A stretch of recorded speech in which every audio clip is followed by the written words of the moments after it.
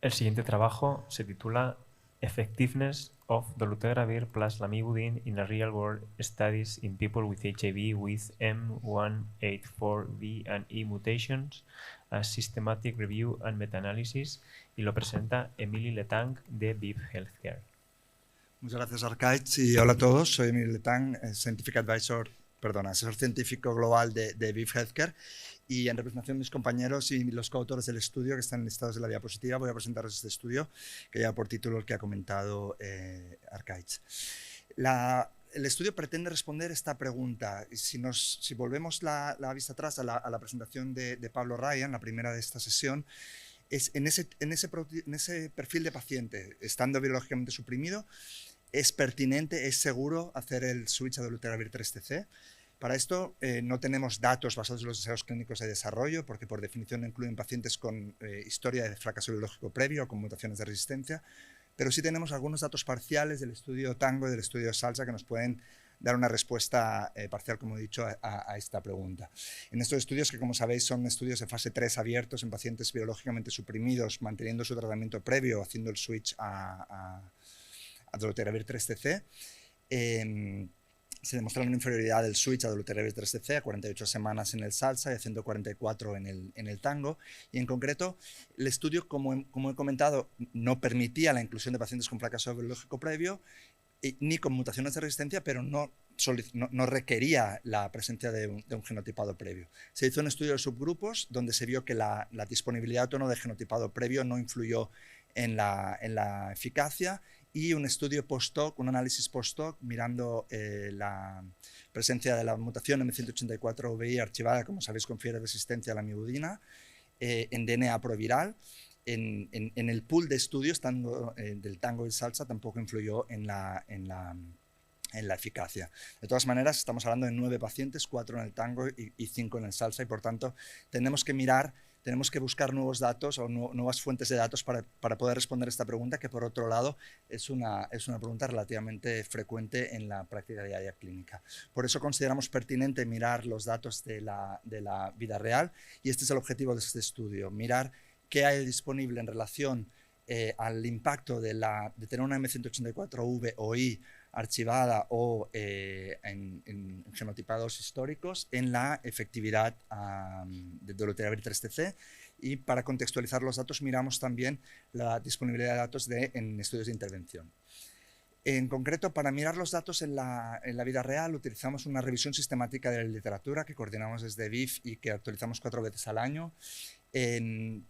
No voy a entrar en detalles porque esto lo estamos presentando también en este congreso, en el póster número 15, que vamos a discutir más tarde si estáis interesados, pero básicamente incluye todas las publicaciones desde el año 2013 hasta mayo del 2022 y todas las presentaciones a congresos desde el 2016 al 2021 en el punto de corte para este análisis. Ahora tenemos obviamente analizado hasta los datos de Glasgow. Y hicimos una revisión también dirigida a la literatura de los ensayos clínicos, de los estudios de intervención al respecto. Los objetivos fueron describir la tasa de fracaso virológico a semana 24, 48 y 96 cuando estaba disponible, y producir una estimación puntual a través de un metaanálisis utilizando modelos de efecto aleatorio o fijo según conviniera, tanto para la vida real como para los ensayos clínicos. No voy a entrar, como he comentado, en más detalles, y encantado de discutirlo más adelante, pero básicamente, a grosso modo, la revisión sistemática partía de 3.492 publicaciones y 198 abstracts, de los cuales, aplicando los criterios de inclusión que buscaban la documentación del uso de dolutegravir 3-TC en vida real, nos quedamos con 122 publicaciones o comunicaciones en congresos. De estos 122, 5 reportaron la prevalencia de la M184V o I tanto en genotipados históricos como en DNA proviral, y veréis en ese sentido es la vida real. Hay muchos, cada uno reporta lo que tiene o lo que quiere, con lo cual hemos tenido que combinar tanto el genotipado de RNA como el DNA proviral, y hemos tenido que combinar la M184V y la I también, aunque tenga repercusiones diferentes. De estos 5 estudios, como he comentado, 5 estudios reportaban la prevalencia y reportaban la efectividad en relación a la presencia o ausencia de la mutación. La revisión, ahora entraré a describir en un poco de detalle los estudios. La revisión dirigida de los ensayos clínicos identificó estos 5 estudios que tenéis en la parte inferior de la tabla. En la parte superior de la tabla tenemos los estudios observacionales. Básicamente la cohorte más grande presentada en el EACS el año pasado, una cohorte francesa, la DAT-AIDS de VIH, el estudio Lambres multicéntrico europeo, 2 cohortes italianas, la cohorte de Acre y la cohorte de Galizzi, y el estudio Dolama español.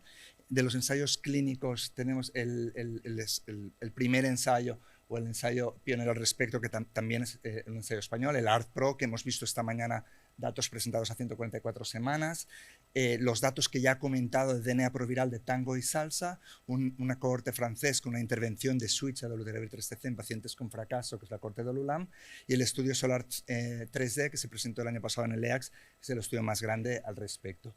No voy a entrar en detalle con la tabla, que es un poco densa, pero para que os hagáis a la idea, bueno, tenemos, aparte de en la tercera columna, tenemos la proporción de pacientes con la 184 VOI, son 240 pacientes recuperados o reportados en vida real, 97 en ensayos clínicos, una prevalencia aproximadamente del 10 y del 17%. Tenemos el método de detección de la M184VI, el tiempo de estimación de fracaso virológico, la tasa de fracaso y la definición de la misma.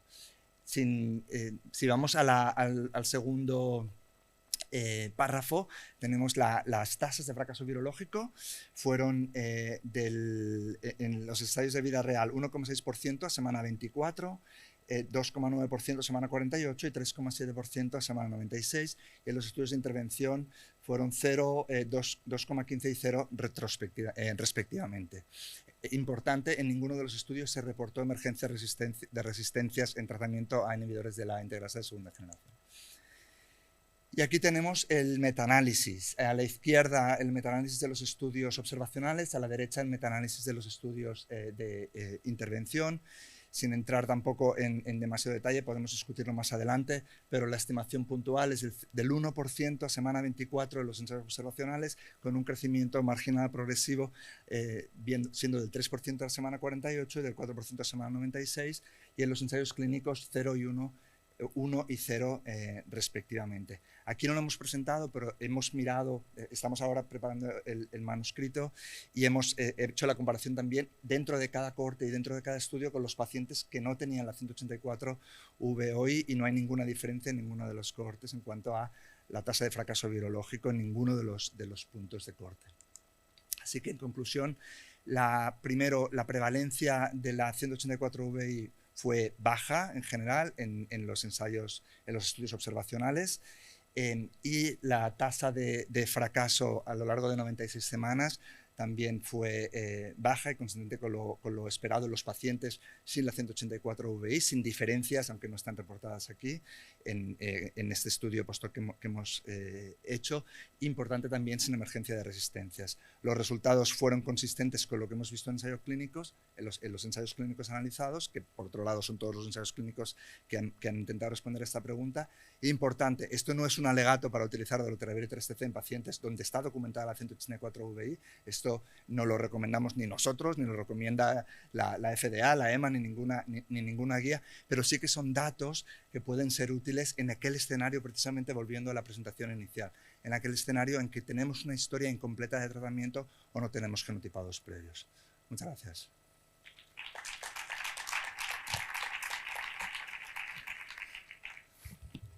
¿Tenemos tiempo para alguna pregunta? Emily, gracias, súper interesantes los datos. Has explicado que no habéis podido separar para el análisis aquellos pacientes que en los estudios tenían la mutación 184V-OI documentada históricamente en RNA por un fracaso o archivada en DNA proviral. ¿Crees, y no habéis podido ver el impacto de cada una de estas formas, ¿no? ¿Crees que con estos datos, tal y como los habéis analizado, es suficiente? ¿Te gustaría poderlos analizar por separado? ¿Crees que puede tener alguna importancia cada una de las dos formas de documentar la mutación? Gracias. No he comentado, como conocéis, es una muy buena pregunta. En el estudio Lambres también, y es una pregunta abierta, el tiempo de detección también de la 184, ¿no? El estudio DATAGE parece, no, bueno, en el Lambres se encontró una predicción de fracaso virológico si la detección fue 5 años previo al tratamiento, al switch. Esto no se confirmó en el DATAGE. Todo esto no lo hemos podido mirar, con lo cual esto es un análisis de vida real. Hemos utilizado los análisis de ensayos clínicos para poner los datos en contexto, pero con estas limitaciones. Uno, la utilización del análisis combinado de la V y la I. Sabemos que la I es una forma transitoria, pero no en todos los estudios está reportado. Y la utilización pues esto, el haber podido mirar, tener que combinar el genotipado en RNA y DNA proviral. Por supuesto, todo esto puede tener un impacto y, por suerte, bueno, hay estudios en marcha coordinados desde España que nos van a ayudar a responder a esta pregunta. Pero de momento yo creo que son datos que tranquilizan, porque lo que hemos hecho es ponernos en el peor de los escenarios. En aquel caso de la presentación inicial, no estoy hablando del paciente con fracaso, en el paciente suprimido, que tienes una historia incompleta, que están con fármacos de baja barrera a las resistencias, con no análogos, con interrupciones de tratamiento, etcétera. Si uno no sospecha fracaso biológico previo, estás, entre comillas, un paciente que te viene tratado con no análogos, que lo puedes considerar un buen candidato a una combinación con dolutegravir y 3-TC. Lo estás, entre comillas, condenando a no utilizar esta combinación por no tener esta información. Pues bueno, poniéndonos en el peor de los escenarios, parece ser, todo apoya a que insisto, en ausencia de fracaso previo, sería una estrategia que podríamos tomar con tranquilidad. Gracias. Federico García. Por la presentación. Mi pregunta es un poco conceptual. A mí, como microbiólogo, hablar de M184I archivada me chirría un poco. Entonces, quería saber si tenéis datos de esto en concreto, si hay M184I archivada, porque si la hay, probablemente serán errores de secuenciación, como sabes, por el tema de la APOVEC. Sí, sí. Gracias, Fede. Muy buena pregunta. No, obviamente esto... Volviendo a la pregunta inicial, es ponerlo todo en el mismo saco debido a las limitaciones de lo que hay reportado. Cuando uno tiene tan pocos datos al respecto, combinar los análisis de los estudios independientes te puede dar una dirección y una estimación de por dónde pueden ir los tiros, pero obviamente las limitaciones son estas y obviamente no hay M184 ya. Gracias. Pues muchas gracias. Gracias. Gracias.